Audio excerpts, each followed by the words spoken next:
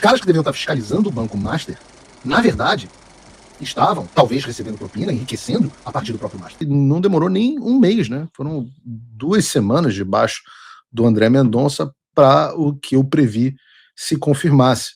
Em poucas semanas, o André Mendonça fez o que o Toffoli se recusou a fazer durante meses e determinou a prisão do Daniel Vorcaro.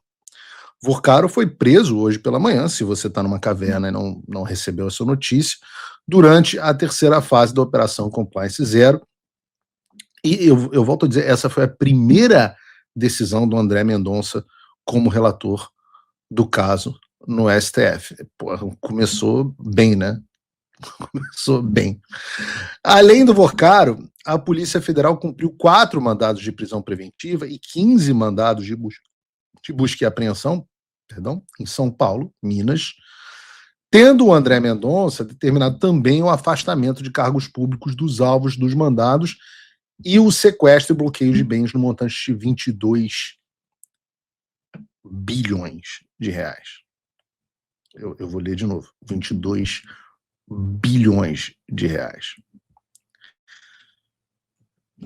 Até hoje, às 6 da manhã, esses 22 bilhões estavam liberados, os documentos da investigação não tinham sido apreendidos, os principais nomes envolvidos estavam livres, leves e soltos, e hoje, na primeira decisão do André Mendonça, isso mudou.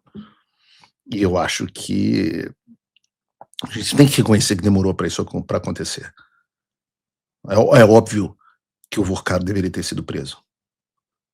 É um sujeito com enormes meios, diversos meios de pressão política, de pressão de imagem, como a gente viu no caso dos influenciadores, ou da relação dele com a imprensa, uma pessoa com capacidade de pressão financeira enorme, uma rede de contatos que pode atrapalhar e muito as investigações, caso ele permanecesse em liberdade. Quando a gente pensa que o Vorcaro estava solto até hoje, nem parece que a gente está falando de um sujeito que foi preso pela primeira vez, lá em novembro do ano passado, em um aeroporto, justamente tentando fugir.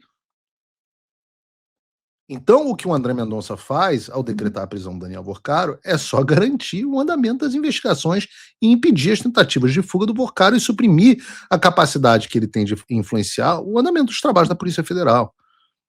E tudo isso está muito bem explicadinho. A gente perdeu o hábito de ter boas decisões do STF bem explicadas, pois está muito bem explicado na decisão do André Mendonça. E ficou muito claro, por exemplo, o envolvimento direto do Daniel Vorcaro com funcionários importantes do Banco Central, a saber, Paulo Sérgio Neves de Souza, que é chefe adjunto do Departamento de Supervisão de Instituições Financeiras do Banco Central, e Beline Santana, que é o chefe desse mesmo departamento.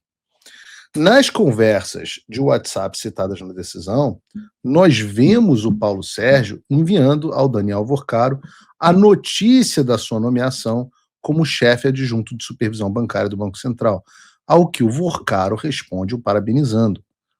Isso é um dos mais altos funcionários do Banco Central enviando a notícia da sua nomeação para um setor chave de fiscalização bancária para um dos banqueiros que cometeram talvez a maior fraude bancária da história do Brasil. E coincidentemente foi um dos menos investigados, ou o menos investigado pelo órgão de supervisão. E não tem como negar essa relação, porque também é constatado pelas conversas de WhatsApp que o Daniel Vorcaro enviou, em pelo menos uma ocasião, uma minuta de ofício que o Banco Master enviaria ao Departamento de Supervisão Bancária, ao que o Paulo Sérgio, um dos chefes do departamento, responde com várias sugestões de alteração no documento para que ele ficasse melhor. O cara da supervisão dizendo assim, olha só, para eu te supervisionar, faz assim, ó. E não foi só o Paulo Sérgio, enquanto chefe adjunto, mas também o Beline Santana, enquanto chefe, sei lá, titular. O Vorcaro pede uma opinião sobre um ofício que deveria ser enviado ao departamento deles, e o Beline Santana também responde com sugestão e com ajuste. Então, para todos os efeitos, as duas pessoas mais importantes do setor de supervisão bancária do Banco Central, estou falando de Banco Central aqui, eram funcionários do Daniel Vorcaro. Em outra ocasião, o Paulo Sérgio chega a dar dicas sobre como o Vorcaro deveria se comportar em uma reunião com o presidente do Banco Central. Os caras que deveriam estar fiscalizando o Banco Master, na verdade, estavam, talvez, recebendo propina, enriquecendo a partir do próprio Master. Veja, até guia em viagem para Disney o Daniel Vorcaro arrumava. Esse é o grau de ligação entre esse sujeito e as pessoas que o deveriam estar fiscalizando. E como se tudo isso já não fosse o suficiente, a decisão do André Mendonça ainda cita a existência de indícios de que sistemas sigilosos da Polícia Federal, do Ministério Público e até mesmo de mecanismos internacionais como a Interpol teriam sido invadidos pelo grupo do Daniel Vorcaro. A única coisa que aparentemente o Daniel Vorcaro não teve a capacidade de invadir, pelo menos a gente não tem notícia, é o sistema mais seguro do mundo, muito mais seguro que o da NASA, muito mais seguro que o do Pentágono, que é o sistema das urnas eletrônicas brasileiras. Né? A gente está vendo Daniel Vorcaro invadiu o sistema da Interpol, da Polícia Federal, Ministério Público, tudo é fichinha. Mas o sistema das urnas eletrônicas, esse é inviolável. Né? Esse aí, porra. O que tudo isso leva a gente a uma conclusão inevitável. O caso do Daniel Vorcaro com o Banco Master seria absolutamente impossível sem o envolvimento e a anuência do Banco Central. O Galípoli pode querer pagar de isento, pode querer apagar a trilha dele, afastando os servidores e tudo mais, mas é impossível que o Banco Central não tivesse ciência do que estava acontecendo. E quando começou essa treta aqui, enquanto virou... A gente vai falar hoje sobre pensamentos clubísticos de tribais, mas ficou a turma do Haddad versus a turma do Galípolo. Eu falei para vocês, ó, não tem como não ter envolvimento dos dois. Não tem como não ter o Banco Central não estar envolvido. Tá? Pelo amor de Deus, que os dois caras mais importantes do Departamento de Supervisão de Instituições Financeiras do Banco Central foram comprados pelo Daniel Vorcaro, e você vai me dizer que ninguém sabia de nada? É impossível. Né? E isso é o que nós sabemos até agora por conta da decisão do André Mendonça, cujo sigilo ele mesmo retirou. Porra, que beleza! Decisões que não são mais sigilosas nesse caso. Que beleza! Agora, vocês imaginam o que a gente ainda não sabe? O que o André Mendonça provavelmente já sabe e o que a gente ainda não sabe. Quantas pessoas estão envolvidas nisso no Banco Central? Eu tenho a impressão de que a história não acaba por aqui, que a gente tem muita coisa envolvendo o Banco Central nos próximos meses.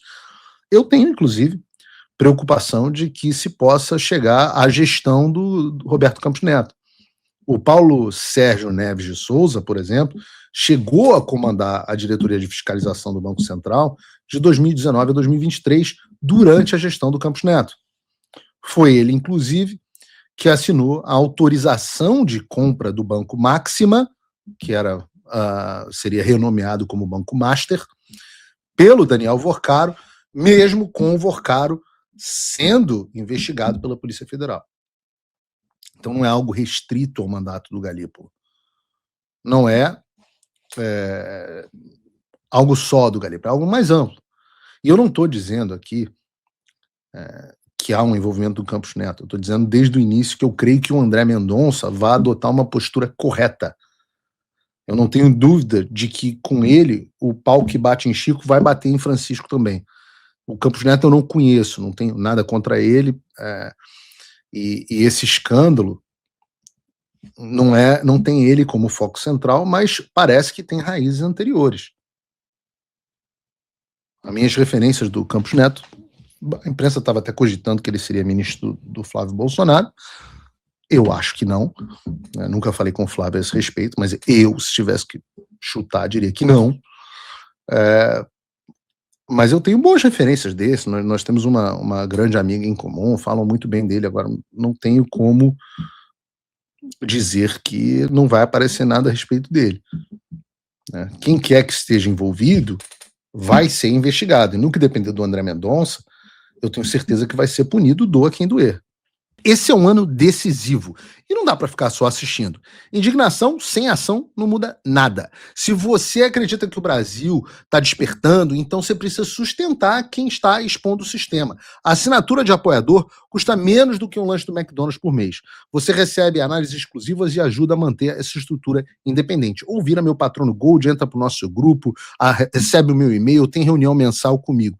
O link está na descrição para as duas opções. Neutralidade financeira é que não existe.